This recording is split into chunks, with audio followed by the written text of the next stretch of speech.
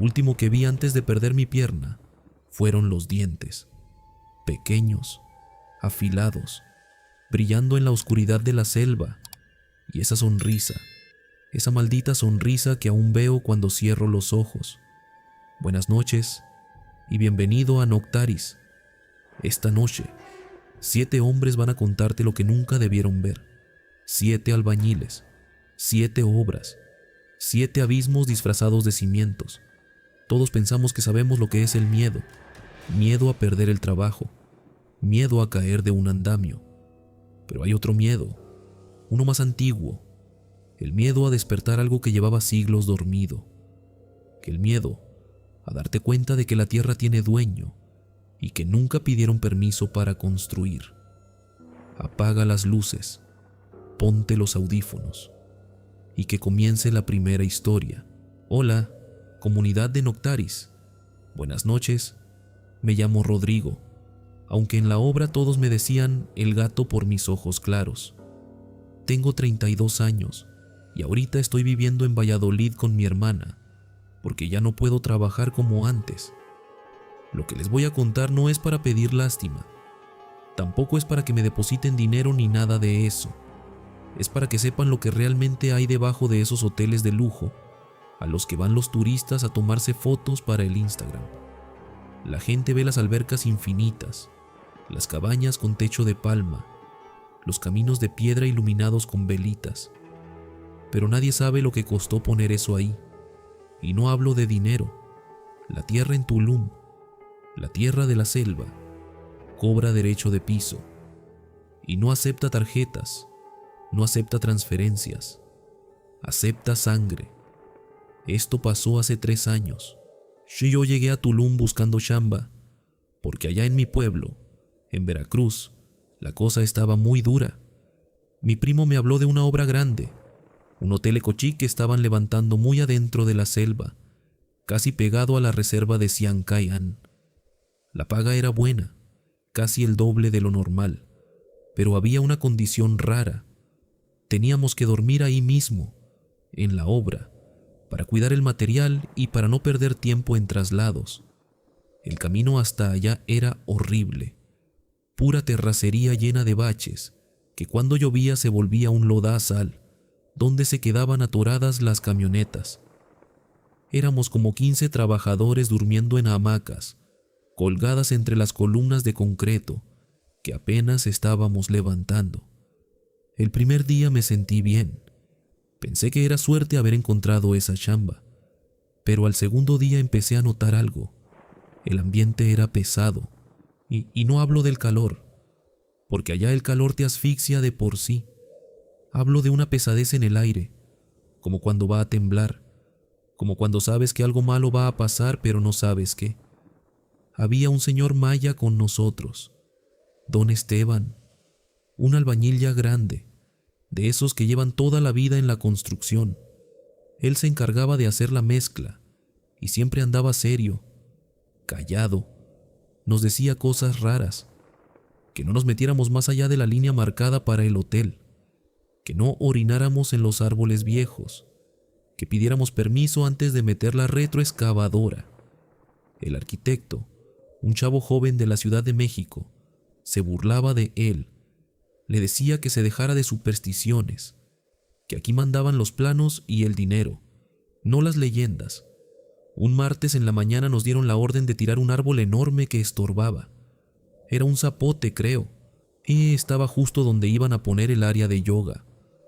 Don Esteban se puso pálido cuando nos lo dijo el ingeniero. Se acercó al arquitecto y le rogó que no lo hicieran. Le dijo que ese árbol tenía dueño, que estaba marcado, que si lo tiraban iba a pasar algo malo. El arquitecto lo mandó a callar. Nos gritó que nos apuráramos, que ya habíamos perdido mucho tiempo, así que lo tumbamos. Tardamos como 2 horas. El árbol era enorme, y cuando cayó sentí una vibración en el suelo, como si la tierra hubiera suspirado. Olía raro también, a humedad y a algo dulce, empalagoso, que me mareó un poco. Don Esteban se fue caminando hacia su hamaca sin decir nada. No volvió a trabajar ese día. Esa noche no podía dormir. Hacía un calor insoportable y había mosquitos por todos lados. Pero lo que más me inquietaba era el silencio, y los monos aulladores que todas las noches hacían un escándalo se callaron de repente. Todo se calló. No había grillos, no había viento, no había nada. Un silencio tan pesado que me zumbaban los oídos. Estaba en mi hamaca, medio adormilado, cuando llegó el olor. No sé cómo describirlo. Olía a flores, pero flores podridas, como el agua de los floreros en el panteón cuando llevan días ahí, estancada, dulce y asquerosa al mismo tiempo. Quise levantarme, pero no pude. Sentí una presión en el pecho, como si alguien me estuviera apretando. Quise mover los brazos y no pude. Es lo que llaman parálisis del sueño, ¿no? Cuando te despiertas, pero tu cuerpo no. Pensé que era eso, pero entonces lo vi.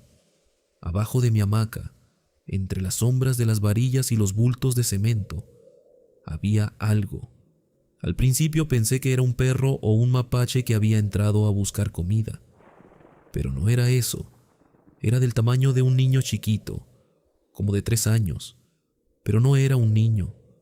Estaba agachado en 4 patas, pero las proporciones estaban mal. Los brazos eran muy largos y las piernas muy cortas. Tenía la piel como de barro seco, toda agrietada, color café oscuro con manchas negras, y me estaba viendo. Sus ojos no brillaban, eran completamente negros. 2 agujeros en esa cara arrugada, pero lo peor era la boca. Estaba sonriendo. Tenía una boca llena de dientes chiquitos, todos del mismo tamaño, afilados como agujas, y esa sonrisa era lo más horrible que he visto en mi vida. No era una sonrisa humana, era una mueca tensa, fija, como tallada en madera. Quise gritar. Les juro que quise gritar con todas mis fuerzas, pero no me salía la voz. Tenía la garganta cerrada. Solo podía mover los ojos. La cosa empezó a acercarse. Caminaba raro, arrastrando las manos por el suelo, como una araña, y con cada paso que daba ese olor a flores podridas se hacía más fuerte, tan fuerte que sentía que me iba a vomitar. Se detuvo junto a mi pierna izquierda, la que tenía colgando fuera de la hamaca, y entonces hizo algo que todavía me da escalofríos. Me acarició. Pasó su mano por mi pantorrilla, despacio, con una delicadeza casi tierna, pero su piel se sentía como lija, rasposa y fría, tan fría que parecía hielo. No dejaba de sonreír, no dejaba de verme a los ojos, y entonces me mordió. No sentí dolor al principio. Fue como un toque eléctrico que me subió por toda la columna, pero luego escuché el sonido, sí, el crujido de mi hueso, como cuando quiebras una rama seca con las manos. Ahí sí grité. Recuperé la voz de golpe y grité como nunca había gritado en mi vida. La cosa jaló de mi pierna con una fuerza brutal. Me arrancó de la hamaca y caí de espaldas contra el piso de concreto fresco. Me golpeé la cabeza. Vi luces, pero seguía sintiendo cómo me desgarraba la carne, cómo me jalaba, cómo sus dientes atravesaban el músculo y llegaban al hueso. Mis compañeros se despertaron. Prendieron las linternas de sus celulares. Las luces se movían por todos lados. Gritaban mi nombre. Y en cuanto la luz le pegó a esa cosa, soltó un chillido, un sonido agudo, horrible, como mezcla de guajolote y risa de vieja. Soltó mi pierna y salió corriendo hacia la selva. Vi su silueta desaparecer entre los árboles, pero se llevó un pedazo de mí, un pedazo grande de mi pantorrilla que ya colgaba no más de un hilo de carne. Me desmayé, por el dolor, por el shock, por todo. Desperté 3 días después en el Hospital General de Playa del Carmen. Me dijeron que había sido un accidente, que la revolvedora me había agarrado la pierna. Eso pusieron en el reporte. Dijeron que fue mi culpa por no usar el equipo de seguridad. Así la constructora no pagaba responsabilidades y la obra no se clausuraba. Me tuvieron que amputar por debajo de la rodilla. La infección estaba muy avanzada. Cuando les traté de contar lo que realmente pasó, Los doctores me dijeron que había sido el shock, que había perdido mucha sangre, que había alucinado. Nadie me creyó. Nadie excepto don Esteban. Fue a verme al hospital un día antes de regresarse a su pueblo y me llevó unas hierbas amarradas con un listón rojo y me dijo en voz baja: «Pagaste la cuota, hijo. El dueño del árbol tomó lo suyo. Ahora ya te dejará en paz». Pero no me ha dejado en paz. A veces, aquí en Valladolid, cuando llueve y huele a tierra mojada, me duele la pierna que ya no tengo. Siento comezón en los dedos del pie que me quitaron. Siento que alguien me toca la pantorrilla con una mano fría y rasposa. Y lo peor es que a veces, en las noches, cuando estoy a punto de quedarme dormido, huelo las flores, esas flores podridas, y sé que esa cosa todavía tiene mi pierna, y que a través de ella sabe dónde estoy. Si algún día van a Tulum, si se quedan en uno de esos hoteles bonitos rodeados de selva, acuérdense de esto. Pidan permiso antes de entrar. Respeten lo que había ahí antes que ustedes, porque la selva no olvida y siempre cobra. ¿Desde qué parte del mapa nos acompañas esta noche?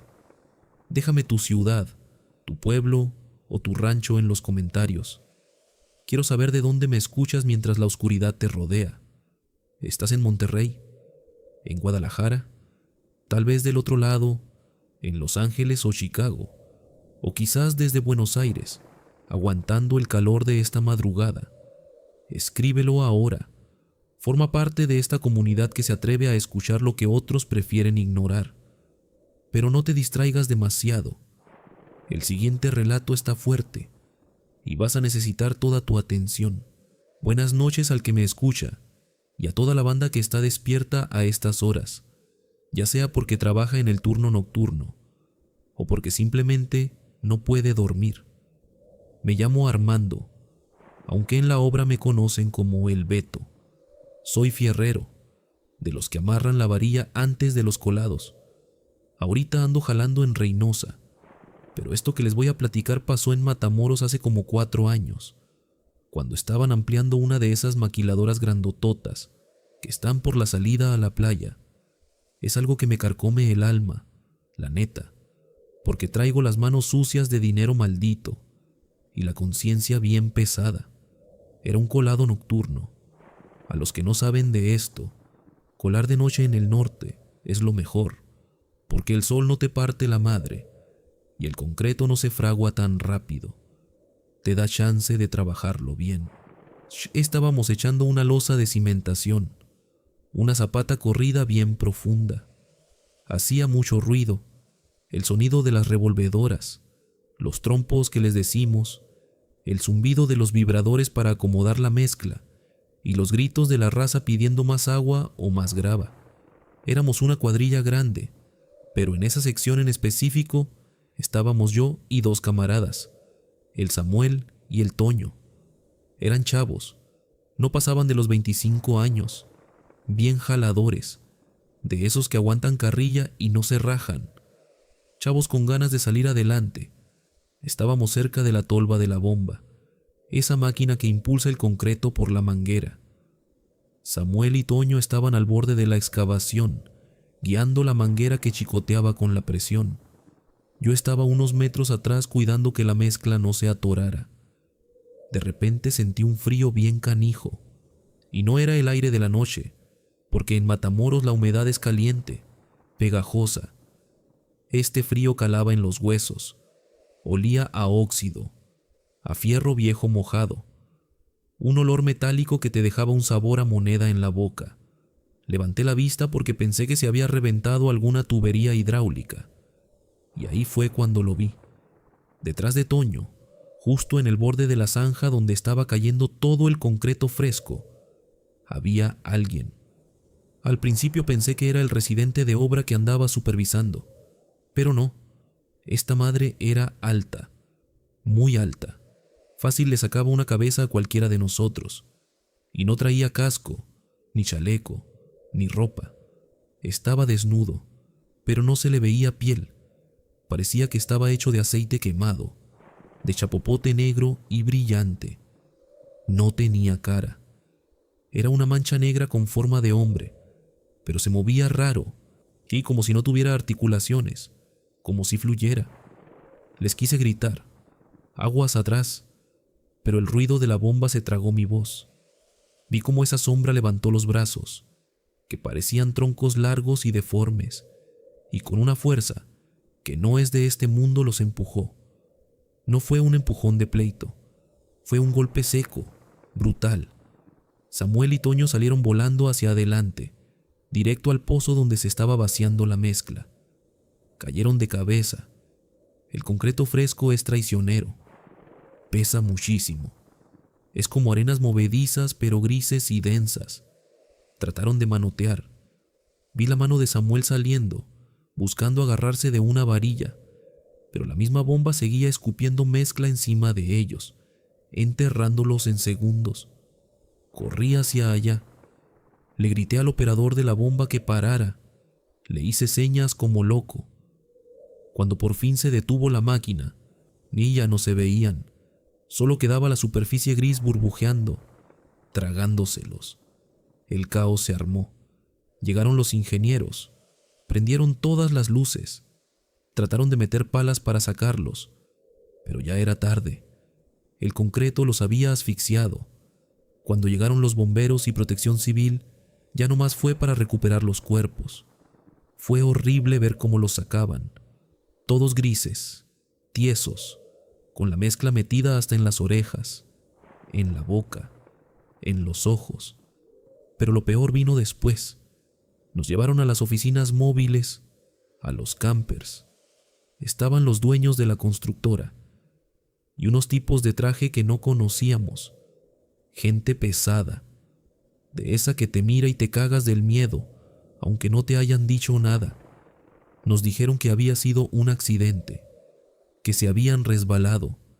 Yo, de estúpido y con el coraje atorado, les dije, no, ni madres. Alguien los aventó, y yo vi a un cabrón negro detrás de ellos. El ingeniero jefe se puso pálido. Me miró y me dijo, a ver, vamos a ver las cámaras de seguridad que apuntan a esa zona. Nos pusieron el video en una pantalla grande. Se veía todo en blanco y negro, granulado. Se veía a Samuel y a Toño trabajando, y luego la imagen parpadeó, hizo interferencia, como estática, y ahí apareció. En la pantalla se veía clarito, una silueta negra, sólida, que no proyectaba sombra con las luces de la obra. Se materializó de la nada detrás de ellos. Se veía cómo los empujaba, y justo después de que caían, la cosa esa volteaba hacia la cámara. No tenía ojos, pero les juro por mi madrecita santa que se notaba que estaba sonriendo. Una sonrisa blanca, perfecta, inhumana, en medio de esa negrura. Luego la cámara se ponía negra y volvía a la normalidad cuando ya no estaban. Hubo un silencio de muerte en esa oficina. Los de traje apagaron el monitor rápido. Nos miraron, y uno sacó un maletín. Nos dieron 50,000 pesos a cada uno, en efectivo, billetes de 500 y de 1,000. Nos hicieron firmar una hoja donde decíamos que fue un descuido de seguridad, que no traían la línea de vida puesta, y nos amenazaron. Dijeron que si abríamos la boca, en Matamoros es muy fácil desaparecer gente, y que nadie pregunte. Agarré el dinero. Lo agarré porque tenía miedo, porque tengo hijos, porque necesitaba comer. Pero cada peso de esos me quemaba las manos. Me lo gasté en puro alcohol tratando de borrar la imagen de esa mano saliendo del concreto. La mano de Samuel buscando algo a qué aferrarse, y yo, sin poder hacer nada. Si dicen que en esa maquila, en la nave 4, se escuchan gritos en la noche y que las máquinas se prenden solas. Yo no sé qué demonio vive en esa tierra, pero se cobró 2 vidas esa noche, y nosotros, por cobardes y por pobres, le ayudamos a esconderlo. Hola a toda la comunidad de Noctaris. Les escribo esto con las manos temblando, y no es por el frío. Es porque recordar esa noche me regresa el miedo al cuerpo como si fuera una calentura. Me llamo Alejandro. Soy de aquí de Ecatepec, Estado de México. Toda mi vida he sido albañil, igual que mi papá. He visto de todo. Gente que se cae de andamios, varillas que atraviesan botas, dedos machucados, gajes del oficio, dicen. Pero lo que vi en esa obra en la vía Morelos no fue un accidente. Fue algo que buscamos, algo que provocamos por ignorantes y por soberbios. Trabajaba con el maestro don Anselmo, un jefe de obra de la vieja escuela, de esos señores recios, de manos callosas que parecen lijas y que nunca usan guantes. Don Anselmo sabía mucho, pero también era muy supersticioso. Decía que la obra tiene hambre y que si no le das de comer, sí se cobra a lo chino. Y esa construcción, un edificio de departamentos de lujo que apenas iba en los cimientos, estaba maldita. En un mes ya llevábamos 3 accidentes feos. A un chalán le cayó un bulto de cemento desde el 3er piso y casi lo mata. Otro se resbaló y se fracturó la cadera, y las herramientas desaparecían o amanecían rotas. La vibra estaba pesada. Se sentía como si alguien te estuviera mirando desde las esquinas oscuras del sótano. Don Anselmo, desesperado porque los dueños ya lo querían correr por los retrasos, me dijo una tarde: «Flaco, esta noche te quedas. Vamos a curar la obra». Yo, de menso y por quedar bien con el maestro, acepté. Llegó la medianoche. El velador, que ya sabía cómo se movía don Anselmo, nos dejó pasar y se fue a hacer guaje a su caseta. Bajamos al sótano 3, allí donde apenas estaba la tierra apisonada y las zapatas abiertas esperando el concreto. Ahí nos esperaba un tipo que yo no conocía. No se veía como los chamanes de la tele, con plumas y cascabeles. Era un señor chaparrito, de piel muy morena y ojos como nublados. Vestía ropa sucia, normal, pero traía un morral de ixtle que apestaba. Olía a rancio, a sangre vieja y a hierbas amargas. Una mezcla que te revolvía el estómago nomás de acercarte. Don Anselmo le dijo: «Maestro, haga lo que tenga que hacer, pero que esta madre deje de tumbarme gente». El chamán sacó del morral un gallo negro amarrado de las patas. Ni ruido hacía. Estaba como drogado. Luego sacó velas negras, un frasco con un líquido espeso que parecía chapopote y un cuchillo de obsidiana, de esos que cortan el aire, y me pidieron que sostuviera las velas mientras ellos hacían un círculo en la tierra con cal. El chamán empezó a rezar, pero no era latín ni español. Eran gruñidos, sonidos guturales que retumbaban en las paredes de concreto desnudo. Se sentía una presión en el aire, como cuando va a temblar, ese silencio eléctrico que te para los pelos de la nuca. Don Anselmo agarró al gallo. El chamán alzó el cuchillo y gritó algo fuerte. Le cortó el cuello al animal. La sangre brotó caliente y espesa, cayendo sobre la tierra del círculo. Se suponía que la tierra debía bebérsela, que eso calmaría a los dueños del lugar, pero pasó lo contrario. La sangre no se hundió, se quedó flotando encima de la tierra, burbujeando como si estuviera hirviendo, aunque el piso estaba helado. El chamán abrió los ojos desmesuradamente y gritó: «No es suficiente. Si no lo quieren». El aire se volvió gélido de golpe. Las velas se apagaron solas, todas al mismo tiempo, y en la oscuridad escuchamos una risa. No era humana, era una risa seca, como de piedras chocando entre sí. Don Anselmo prendió su linterna temblando, y vimos que del charco de sangre negra empezaba a salir humo, un humo denso que tomaba forma. Se formó una figura agachada, con extremidades largas y torcidas, como una araña hecha de sombra. «¡Ciérralo! ¡Ciérralo!», gritaba don Anselmo. El chamán intentó echar agua bendita, o lo que fuera que traía en el frasco, pero la sombra se le abalanzó. Fue rapidísimo. La cosa esa agarró al chamán de la cabeza con una mano enorme y oscura.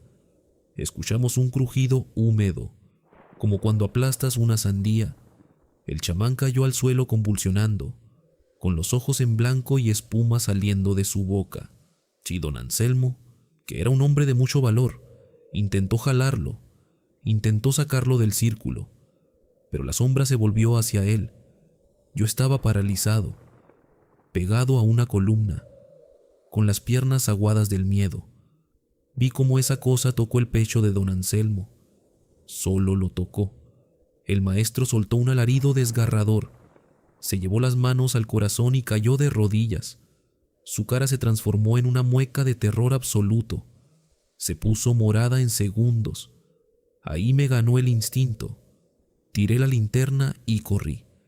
Corrí subiendo las rampas del estacionamiento a oscuras, tropezando, raspándome las manos, sintiendo que esa cosa venía detrás de mí, respirándome en la nuca con un aliento que olía a azufre y a carne quemada.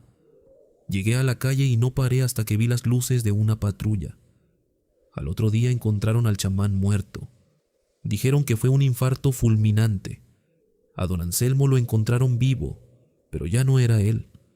Estaba sentado junto a la zapata, balbuceando cosas sin sentido, con la mirada perdida. Nunca volvió a hablar bien. Se quedó como ido, y al poco tiempo su familia se lo llevó al pueblo, porque decían que se despertaba gritando, que veía sombras, que decía que algo tenía hambre. Yo no volví a esa obra, ni a ninguna obra grande. Ahora hago puras chambitas de reparaciones en casas, cosas sencillas, porque aprendí a la mala que hay deudas que no se pagan con gallos, y que cuando invitas al mal a pasar, a veces decide quedarse con el anfitrión. Tienes un relato que jamás has contado, algo que viste en una obra, en un edificio abandonado, en algún lugar donde sentiste que no estabas solo. Quítate ese peso de encima. Escríbelo en los comentarios. Libéralo. Tu historia podría salir en el próximo video de Noctaris. Y créeme, hay miles de personas aquí que te van a entender, que saben que lo que viviste fue real. Mientras te animas a compartir tu experiencia, escucha con atención el siguiente relato, porque este se va a poner más oscuro todavía. Buenas noches, audiencia de Noctaris. Me dicen el Chore. Soy de aquí de la Álvaro Obregón, cerquita de donde se pone feo. La neta, yo siempre fui un desmadre. En la obra era el que ponía clavos en las botas de los nuevos, el que escondía los toppers de comida, el que te apagaba la luz cuando estabas en el baño portátil. Me encantaba la carrilla. Me alimentaba de ver a la raza asustada o enojada. Pero dicen que el que ríe al último, ríe mejor. O en mi caso, el que ríe al último es el que termina llorando como niño chiquito. Esto me pasó en Santa Fe, en uno de esos edificios inteligentes que parecen espejos gigantes, ahí por el Parque La Mexicana. Estábamos en los acabados de los pisos altos, el nivel 42. La vista estaba perrona, se veía toda la ciudad iluminada, pero el frío ahí arriba te cala hasta los huesos. Es un viento que chifla y te empuja. Esa noche nos quedamos horas extra para terminar de colocar unos paneles de tabla roca. Éramos pocos. El mayordomo andaba en otro piso, y había un chalán nuevo que le decíamos el Flaco, porque estaba flaquísimo. Parecía que si soplaba el viento se lo llevaba. El Flaco era callado, de esos vatos que no te miran a los ojos, y siempre andan murmurando canciones que nadie conoce.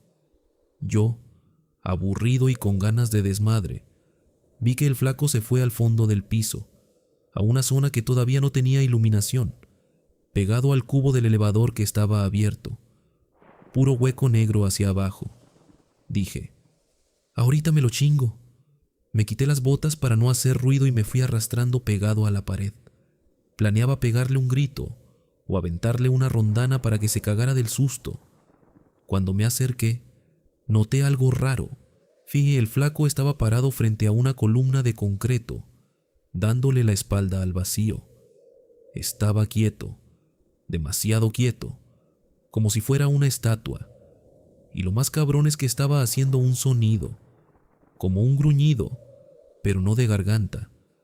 Sonaba como cuando truenas los dedos, pero constante. Crack, crack, crack. Me aguanté la risa. Me preparé. Salté de la oscuridad gritando: ¡Bu, cabrón! Esperaba verlo brincar, gritar, tal vez hasta resbalarse. Pero no hizo nada. Ni se inmutó. Se quedó ahí, rígido. La risa se me murió en la boca. «Oye, flaco, no manches, es Coto», le dije. Ya me dio sacado de onda. Entonces el vato empezó a girar la cabeza, pero no giró el cuerpo, solo el cuello. Giró, giró y giró, hasta que su barbilla quedó casi en su hombro, en un ángulo imposible. Escuché cómo tronaban sus vértebras, un sonido seco y asqueroso que retumbó en el silencio del piso vacío. Cuando por fin pude verle la cara, sentí que las piernas se me hacían de trapo. No era el flaco.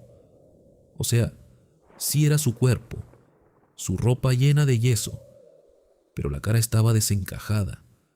Tenía la mandíbula trabada, abierta al máximo, tanto que las comisuras de los labios estaban rasgadas y sangrando. Y los ojos. No tenía iris ni pupila. Eran dos canicas blancas, inyectadas en sangre, que me miraban con un odio que pesaba, un odio antiguo. «¿Te gusta jugar?», me preguntó. Pero la voz no era la suya, era una voz doble, como si hablaran dos personas al mismo tiempo, una muy grave y otra que sonaba como chillido de cerdo. Di un paso atrás, temblando. «¿Qué te pasa, güey? ¿Estás enfermo?», alcancé a decir. La cosa que estaba dentro del flaco soltó una carcajada que no movió su pecho, y luego hizo algo que mi cabeza todavía no puede procesar. Levantó la mano derecha y agarró una varilla de acero de 1,5 pulgadas que salía de la columna. Una de esas varillas gruesas que necesitas una cizalla hidráulica para cortar o doblar. La agarró como si fuera plastilina, y enfrente de mis ojos, sin hacer esfuerzo, sin que se le marcara un músculo en ese brazo flaco, la dobló.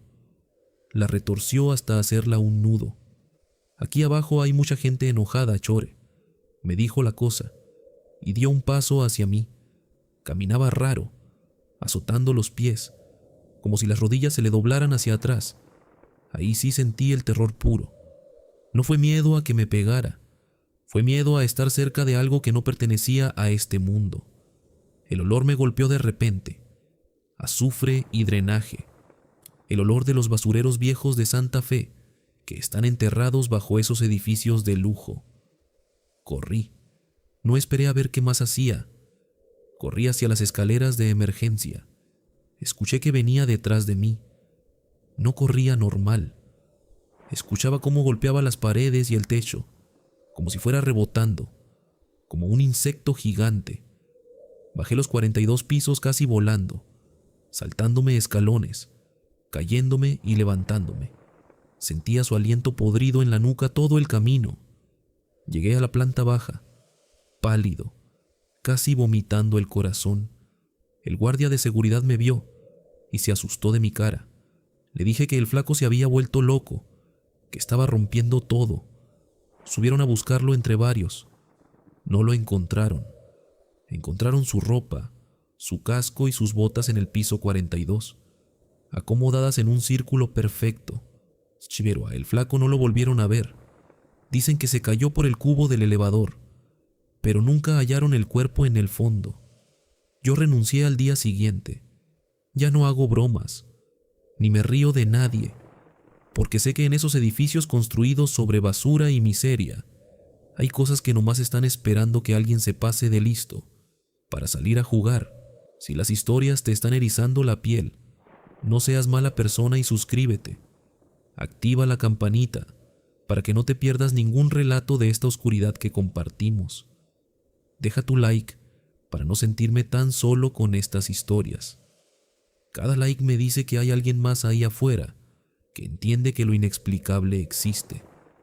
Comparte este video con alguien que se atreva a escucharlo completo, con alguien que no le tenga miedo a la verdad.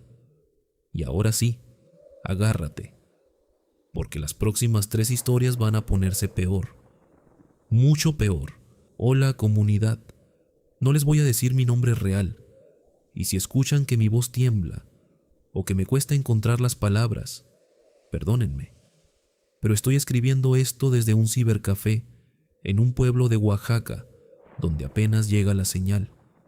Mañana ya no voy a estar aquí. Me muevo cada 3 meses. No tengo celular. No tengo Facebook. No tengo cuenta de banco. Soy un fantasma, porque si ellos me encuentran, sé que voy a terminar siendo el cemento de sus paredes. Esto pasó en la Ciudad de México, en una zona muy exclusiva de Bosques de las Lomas. Yo apenas empezaba de chalán. Tenía 19 años y mucha necesidad. Mi tío me consiguió la chamba en una remodelación de una mansión gigantesca, de esas que tienen bardas de 5 metros y guardias armados en la entrada. La paga era absurda, casi el triple de lo normal, y nos daban comida gourmet, nada de coca y torta. Todo parecía el sueño, pero había reglas raras. Prohibido hablar con los dueños, prohibido salir después de las 6 de la tarde de la zona de obra, y una revisión médica obligatoria cada semana, donde nos sacaban sangre para checar que no tuviéramos vicios. El arquitecto jefe, el arquitecto Villalobos, era un tipo raro. Siempre vestía impecable, de traje negro, aunque hiciera un calorón, y tenía la piel perfecta, demasiado perfecta, como de muñeco, de cera, sin poros, sin sudor. Nunca lo vi parpadear seguido, y los ingenieros igual, todos güeros, altos, oliendo a perfume caro que apenas tapaba un olor de fondo, como a cobre, como a monedas viejas. Mi primer día fue tranquilo, puro acarreo de escombro, pero noté que la cuadrilla era pequeña y todos eran foráneos, ni gente sin familia en la ciudad. En el descanso, un maestro ya grande, don Martín, me dijo bajito: «Aquí la gente no renuncia, chavo, nomás dejan de venir». Yo me reí. Pensé que me quería espantar. Esa noche me quedé tarde, porque me pidieron limpiar la zona de la alberca techada. Era un lugar impresionante, con mármol negro y luces tenues. Se suponía que la casa estaba vacía, que los dueños llegaban hasta el fin de semana, pero escuché voces, risas elegantes, tintineo de copas. Me escondí detrás de unas macetas gigantes pensando que si me veían me iban a correr. Vi entrar al arquitecto Villalobos y a 2 de los dueños, una pareja joven, guapísima, de revista. Traían a uno de los albañiles, al Rubén, un chavo que había llegado conmigo. El Rubén iba como ido, caminando flojito, con la mirada perdida, y lo sentaron en una silla de terciopelo en medio de la sala que daba a la alberca. Yo esperaba ver drogas o algún negocio chueco, pero lo que vi, Diosito santo, la mujer se acercó al Rubén, le acarició la cara con una ternura que me dio asco, y entonces su cara cambió. No fue como en las películas que le salen colmillos, fue peor. Su mandíbula se desencajó, se abrió más de lo humanamente posible, y la piel de sus mejillas se estiró hasta volverse transparente. Se le vieron los músculos rojos y fibrosos por debajo. No lo mordió en el cuello, se le fue directo al brazo. Arrancó un pedazo de carne con una violencia seca, sin gruñir, con elegancia. El Rubén ni gritó, solo se quedó ahí, mirando a la nada, mientras la sangre escurría por el tapizado caro de la silla. Luego el arquitecto se acercó, sacó un pañuelo, se limpió la boca antes de empezar y se unió al festín. Comían con ansia, pero con modales, como si estuvieran en un banquete. El sonido, ese sonido de masticar carne cruda y tragar, húmedo y pastoso, resonaba en el eco de la alberca. Me oriné en los pantalones. El miedo me paralizó. Sentí que el corazón me iba a explotar. En eso, el hombre de la pareja levantó la vista. No volteó a donde yo estaba, pero olfateó el aire. Sus fosas nasales se abrieron de forma antinatural. «Huele a miedo fresco», dijo con una voz que sonaba como si tuviera grava en la garganta. No lo pensé. El instinto de rata acorralada me ganó. Salí corriendo hacia el área de servicio. Tiré una maceta para distraerlos, y me metí por el ducto de la ropa sucia que daba al sótano. Escuché cómo venían detrás de mí, no corriendo, caminando rápido, taconeando con calma, y como quien sabe que la presa no tiene salida. Pequeño, no corras, te vamos a dar una eternidad útil, gritaba el arquitecto riéndose. Logré salir al jardín trasero, trepé la barda con la adrenalina a tope, rasgándome las manos con la alambrada, y caí a la calle. Corrí hasta que vomité, corrí hasta que mis pulmones ardieron. No regresé por mis cosas, ni por mi INE, ni por mi dinero. Desde entonces, no paro. Sé que tienen mis datos, sé que tienen mi sangre de las pruebas médicas. A veces en la noche veo coches negros parados afuera de donde rento, o siento ese olor a cobre y perfume caro. Ellos no son monstruos de cuento, son los dueños de todo, los que construyen sus imperios con nuestra carne, literalmente. Si trabajan en obras de lujo y ven que los arquitectos no sudan, que los chalanes desaparecen, corran. Y corran antes de que les toque ser el plato fuerte. Hola a toda la comunidad de Noctaris. Me llamo Gerardo, aunque en la chamba me dicen Chente. Llevo 20 años en la albañilería, pegando ladrillo y colando losas desde Guanajuato hasta la Ciudad de México. He visto patrones codos, arquitectos que no saben agarrar una pala y accidentes feos. Pero nunca había visto que la tierra misma tuviera memoria y hambre, hasta que trabajé en esa obra en el centro histórico de Puebla. Lo que pasó ahí no salió en las noticias, y si buscan el edificio, hoy son unos departamentos de lujo carísimos, donde vive gente que no tiene ni idea de sobre qué duermen. Esto fue hace unos 5 años. Nos contrataron para remodelar una casona vieja que se estaba cayendo a pedazos. Y lo más importante, para hacer un estacionamiento subterráneo de 2 niveles. Eso era lo difícil porque en el centro no te dejan escarbar así nomás. El AINA te cae encima si encuentras un tepalcate. Pero los dueños, unos señores de traje que llegaban en camionetas blindadas, tenían todo arreglado. O más bien, tenían comprada a la gente correcta. El encargado de la cuadrilla era don Leopoldo, un maestro de obra de esos que ya no hay. Bravo, mal hablado y que no le tenía miedo ni al diablo. A él le ofrecieron un bono grandísimo, un fajo de billetes que yo vi cómo se guardó en la bolsa del pantalón para que la excavación se hiciera de noche y en chinga, sin reportar nada de lo que saliera. Empezamos a sacar tierra. Al principio todo normal, escombro, basura vieja. Pero cuando bajamos al 1,5 metros para las zapatas profundas, la tierra cambió, se puso negra, grasosa, y empezó a oler. No sé cómo explicarlo, pero olía a humedad, pero una humedad dulce, empalagosa, como a flores secas y a trapo viejo guardado en un cajón por 100 años. Mi compadre, el tigre, fue pues el primero que pegó el grito. Su pala había chocado con algo duro que no era piedra.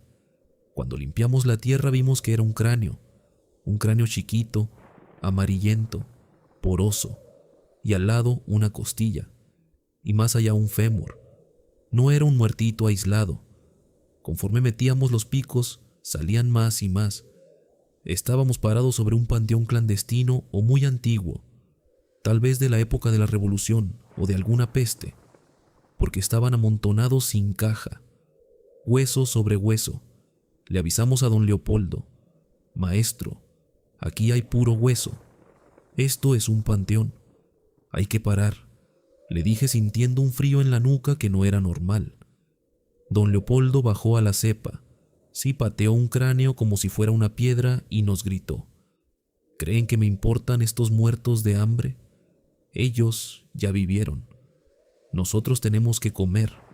Sigan escarbando y echen todo eso a la revolvedora para el relleno. Que nadie se entere. Nos obligó a seguir. Yo sentía que estaba cometiendo un pecado mortal con cada palada. Los huesos crujían cuando caminábamos sobre ellos. Se sentía una vibra pesada.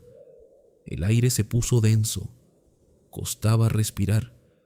como si estuviéramos adentro de un pulmón enfermo. Las luces de los reflectores parpadeaban y se escuchaban susurros, pero no venían de afuera, venían de abajo, de la tierra negra. Eran las 3 de la mañana cuando pasó. Don Leopoldo estaba supervisando el nivel más profundo, parado justo en el centro de la excavación, fumándose un cigarro y contando su dinero disimuladamente. De repente, el suelo dejó de ser suelo. No fue un derrumbe normal. La tierra se volvió líquida, pero espesa, como si fuera atole negro. Don Leopoldo gritó, pero no fue un grito de dolor, fue de sorpresa. Vimos cómo se hundió hasta las rodillas. Intentó sacar una pierna, pero la tierra lo chupó más fuerte. Y entonces, lo vimos. No era solo tierra. De la superficie negra empezaron a salir manos esqueléticas, algunas todavía con pedazos de trapo podrido pegados, manos de niños, de adultos, dedos largos y descarnados que se aferraban a sus pantalones, a sus botas, a su camisa. «Ayúdenme, cabrones, me jalan», aullaba don Leopoldo. Corrimos con cuerdas, le aventamos una soga, él la agarró con desesperación. Tiramos entre 4 con todas nuestras fuerzas, pero la fuerza que tiraba desde abajo era inmensa y era el peso de cientos de almas encabronadas. Escuchamos cómo se le dislocaba el hombro a don Leopoldo por el jalón, un clac que me dio náuseas. Él lloraba, nos maldecía, pedía perdón. «Tengan el dinero, tengan todo», gritaba, y sacó el fajo de billetes y lo aventó al agujero. Los billetes se quedaron flotando en el lodo negro, pero las manos huesudas no soltaron. Al contrario, salieron más. Lo agarraron del cuello, de la cara. Vimos cómo un dedo de hueso se le metió en la boca para callarlo.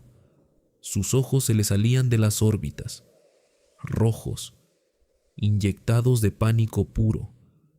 En cuestión de segundos la tierra se lo tragó.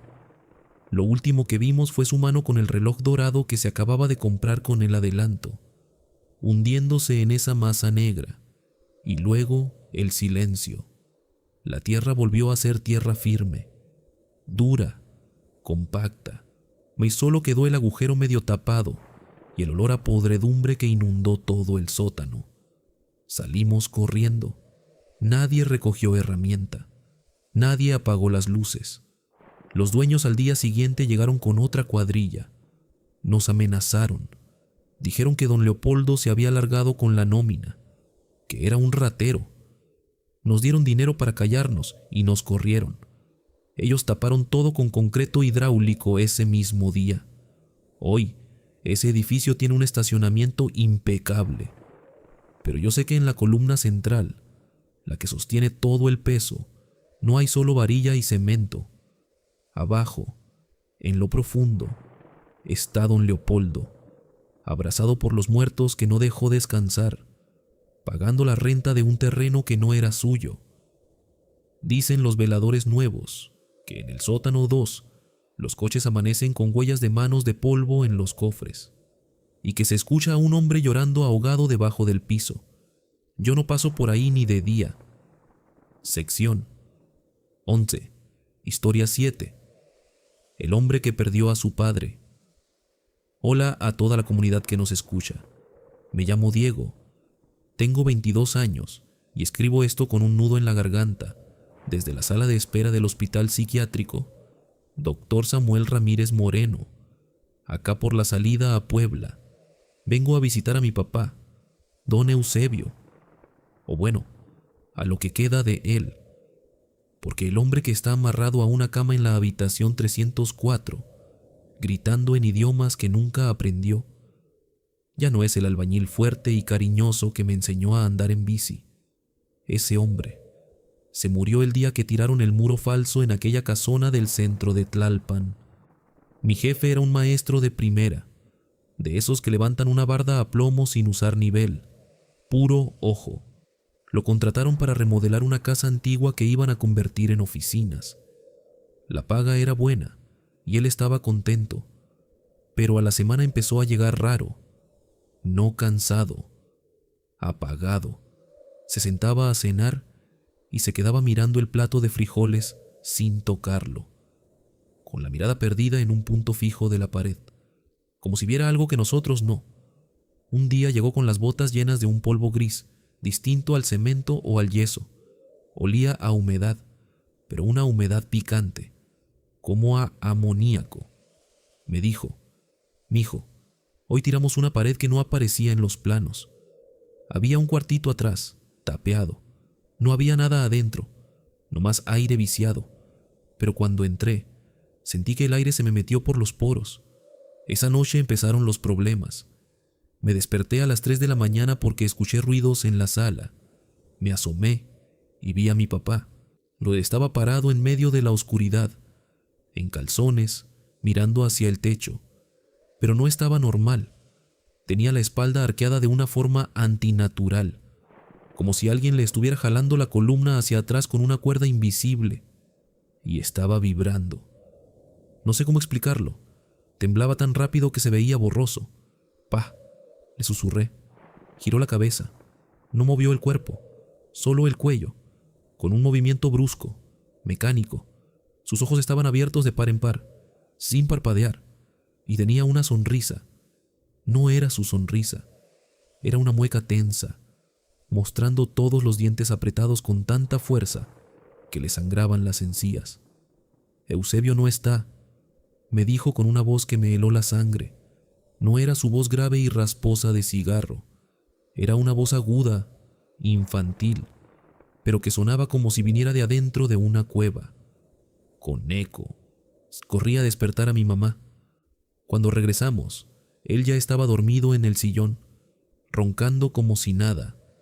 Al otro día no se acordaba de nada, pero tenía moretones en los brazos, marcas de dedos, como si alguien lo hubiera sujetado fuerte. La cosa escaló rápido. En la obra sus compañeros decían que hablaba solo, que a veces se ponía a rascar las paredes con las uñas hasta sangrarse, murmurando que tenía que dejarlo salir. El arquitecto lo corrió el día que lo encontraron intentando emparedar a un gato vivo dentro de una columna. Lo trajimos a la casa pensando que era estrés o cansancio. Grave error. La casa se volvió un infierno. Las cosas se caían solas cuando él entraba a un cuarto. La temperatura bajaba 10 grados a su alrededor. Y el olor. Ese olor a amoníaco y tierra podrida se impregnó en los muebles. Oh, la noche final fue la peor de mi vida. Escuchamos gritos de mi mamá en la cocina. Corrí y vi a mi papá sujetándola del cuello con una sola mano, levantándola del suelo como si fuera una muñeca de trapo. Él, que amaba a mi madre más que a nada, la estaba asfixiando con una cara de placer absoluto. «Suéltala», le grité, y le pegué con un palo de escoba. Ni lo sintió. Volteó a verme, y sus ojos ya no eran cafés, eran negros, completamente negros, como si la pupila se hubiera tragado el iris y la esclerótica. «El muro se rompió, Diego. Ahora todos cabemos aquí», dijo con esa voz múltiple, porque ahora sonaban como 3 voces al mismo tiempo, la de un niño, la de una vieja y la de un animal gruñendo. Tuve que llamar a la policía. Llegaron 4 oficiales y ni así podían con él. Tenía una fuerza descomunal. Le rompieron el brazo al intentar esposarlo, y él ni siquiera hizo un gesto de dolor. Solo se reía, carcajadas secas que retumbaban en el pecho. Los doctores dicen que es un brote psicótico severo, esquizofrenia paranoide tardía. Le dan sedantes que tumbarían a un caballo, pero a él apenas le hacen cosquillas. Yo voy a verlo cada semana. A veces cuando llego está dormido, pero sé que no duerme. Sé que está ahí esperando. La última vez que fui me acerqué a su oído y le dije que lo extrañaba. Abrió un ojo, me miró con esa negrura abismal y me susurró: «Diles que no tapen el agujero de Tlalpan. Si lo tapan, nos enojamos más». Luego se lamió los labios con una lengua que se veía gris, reseca. Mi papá sigue ahí adentro, estoy seguro, atrapado en su propia carne, gritando en silencio mientras esa cosa usa su boca para burlarse de nosotros. Sí, no sé qué había en ese cuarto tapeado, pero sea lo que sea, ahora vive en el cuerpo de mi viejo, y me da pánico pensar que un día el cuerpo de mi papá no aguante más y esa cosa decida buscar una casa nueva, tal vez la de su hijo. Hola a toda la comunidad que nos escucha. Me llamo Diego. Tengo 22 años y escribo esto con un nudo en la garganta, desde la sala de espera del Hospital Psiquiátrico Dr. Samuel Ramírez Moreno, acá por la salida a Puebla. Vengo a visitar a mi papá, don Eusebio, o bueno, a lo que queda de él, porque el hombre que está amarrado a una cama en la habitación 304, gritando en idiomas que nunca aprendió, ya no es el albañil fuerte y cariñoso que me enseñó a andar en bici. Ese hombre se murió el día que tiraron el muro falso, en aquella casona del centro de Tlalpan. Mi jefe era un maestro de primera, de esos que levantan una barda a plomo sin usar nivel. Puro ojo. Lo contrataron para remodelar una casa antigua que iban a convertir en oficinas. La paga era buena y él estaba contento. Sí, pero a la semana empezó a llegar raro, no cansado, apagado. Se sentaba a cenar y se quedaba mirando el plato de frijoles sin tocarlo, con la mirada perdida en un punto fijo de la pared, como si viera algo que nosotros no. Un día llegó con las botas llenas de un polvo gris, distinto al cemento o al yeso. Olía a humedad, pero una humedad picante, como a amoníaco. Me dijo: «Mijo, hoy tiramos una pared que no aparecía en los planos. Había un cuartito atrás, tapeado. No había nada adentro, nomás aire viciado. Pero cuando entré, sentí que el aire se me metió por los poros. Esa noche empezaron los problemas. Me desperté a las 3 de la mañana porque escuché ruidos en la sala. Me asomé y vi a mi papá. Estaba parado en medio de la oscuridad, en calzones, mirando hacia el techo. Pero no estaba normal. Tenía la espalda arqueada de una forma antinatural, como si alguien le estuviera jalando la columna hacia atrás con una cuerda invisible, y estaba vibrando. No sé cómo explicarlo. Temblaba tan rápido que se veía borroso. «Pa», le susurré. Giró la cabeza. No movió el cuerpo, solo el cuello, con un movimiento brusco, mecánico. Sus ojos estaban abiertos de par en par, sin parpadear, y tenía una sonrisa. No era su sonrisa, era una mueca tensa, mostrando todos los dientes apretados con tanta fuerza que le sangraban las encías. «Eusebio no está», me dijo con una voz que me heló la sangre. No era su voz grave y rasposa de cigarro. Era una voz aguda, infantil, pero que sonaba como si viniera de adentro de una cueva, con eco. Corrí a despertar a mi mamá. Cuando regresamos, él ya estaba dormido en el sillón, roncando como si nada. Al otro día no se acordaba de nada, pero tenía moretones en los brazos, marcas de dedos, como si alguien lo hubiera sujetado fuerte. La cosa escaló rápido. En la obra sus compañeros decían que hablaba solo, que a veces se ponía a rascar las paredes con las uñas hasta sangrarse, murmurando que tenía que dejarlo salir. El arquitecto lo corrió el día que lo encontraron intentando emparedar a un gato vivo dentro de una columna. Lo trajimos a la casa pensando que era estrés o cansancio. Grave error. La casa se volvió un infierno. Las cosas se caían solas cuando él entraba a un cuarto. La temperatura bajaba 10 grados a su alrededor. Y el olor, ese olor a amoníaco y tierra podrida, se impregnó en los muebles. La noche final fue la peor de mi vida.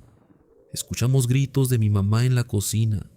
Corrí y vi a mi papá sujetándola del cuello con una sola mano, levantándola del suelo como si fuera una muñeca de trapo. Él, que amaba a mi madre más que a nada, la estaba asfixiando con una cara de placer absoluto. «Suéltala», le grité, y le pegué con un palo de escoba. Ni lo sintió. Volteó a verme, y sus ojos ya no eran cafés, eran negros, completamente negros, como si la pupila se hubiera tragado el iris y la esclerótica. «El muro se rompió, Diego. Ahora todos cabemos aquí», dijo con esa voz múltiple. porque ahora sonaban como 3 voces al mismo tiempo, la de un niño, la de una vieja y la de un animal gruñendo. Tuve que llamar a la policía. Llegaron 4 oficiales y ni así podían con él. Tenía una fuerza descomunal. Le rompieron el brazo al intentar esposarlo, y él ni siquiera hizo un gesto de dolor. Solo se reía, carcajadas secas que retumbaban en el pecho. Los doctores dicen que es un brote psicótico severo, esquizofrenia paranoide tardía. Le dan sedantes que tumbarían a un caballo, pero a él apenas le hacen cosquillas. Yo voy a verlo cada semana. A veces cuando llego está dormido, pero sé que no duerme. Sé que está ahí esperando. La última vez que fui me acerqué a su oído y le dije que lo extrañaba. Abrió un ojo, me miró con esa negrura abismal y me susurró: diles que no tapen el agujero de Tlalpan. Si lo tapan, nos enojamos más. Luego se lamió los labios con una lengua que se veía gris, reseca. Mi papá sigue ahí adentro, estoy seguro, atrapado en su propia carne, gritando en silencio mientras esa cosa usa su boca para burlarse de nosotros. No sé qué había en ese cuarto tapiado, pero sea lo que sea, ahora vive en el cuerpo de mi viejo, y me da pánico pensar que un día el cuerpo de mi papá no aguante más y esa cosa decida buscar una casa nueva, tal vez la de su hijo. 7 historias, 7 hombres que tocaron lo prohibido. Uno perdió su pierna en la selva, otro vio cómo la tierra se tragaba a sus compañeros, uno más despertó algo que no debió invocar, y hay quien hoy vive huyendo, sabiendo que los monstruos usan traje y perfume caro. La verdad es que pasamos todos los días frente a esos edificios de vidrio, esos centros comerciales brillantes, esos hoteles que prometen lujo y confort. Dormimos en departamentos nuevos pensando que estamos a salvo, pero nadie nos cuenta lo que hubo que remover para poner eso ahí. La tierra de México está tejida con sangre, con huesos antiguos, con pactos rotos y espíritus que nunca descansaron. Y cada vez que abrimos un hoyo, cada vez que hundimos una pala en lo profundo, corremos el riesgo de despertar algo que llevaba siglos esperando. Los albañiles lo saben. Ellos son los primeros en cruzar el umbral entre nuestro mundo iluminado y ese otro que preferimos ignorar. Son centinelas sin saberlo, y muchas veces son los sacrificios. La próxima vez que entres a un estacionamiento subterráneo, que camines por el sótano de un edificio antiguo, que sientas un frío que no corresponde, pregúntate: ¿qué hubo aquí antes? ¿A quién movieron? ¿Qué quedó atrapado bajo el concreto? Porque la tierra tiene memoria, y tarde o temprano, siempre cobra. Si sobreviviste a estas 7 historias, si la oscuridad todavía no te reclamó, entonces eres parte de Noctaris. Suscríbete, activa la campanita, comparte este video con alguien que se atreva a mirar la verdad de frente, y cuéntame en los comentarios: ¿has visto algo que no deberías? ¿Has sentido esa presencia en alguna obra, en algún edificio, si en algún lugar donde la tierra fue violentada? Tu historia podría ser la próxima. Nos encontraremos de nuevo cuando caiga la noche, si es que sigues aquí para contarlo. Que la oscuridad te rodee, pero no te consuma. Buenas noches.